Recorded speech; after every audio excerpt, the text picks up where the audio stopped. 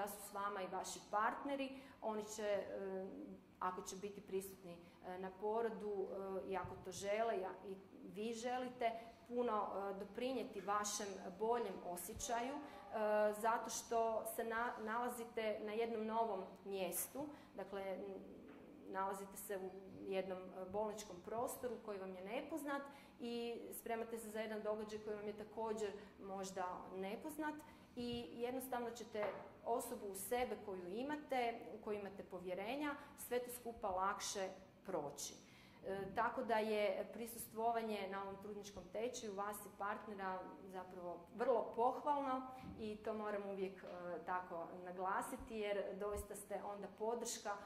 svojoj supruzi u svemu kroz šta će ona proći i kroz šta prolazi do sada. Pa tako i sada kad govorimo o ovim vježbama disanja, vjerojatno će,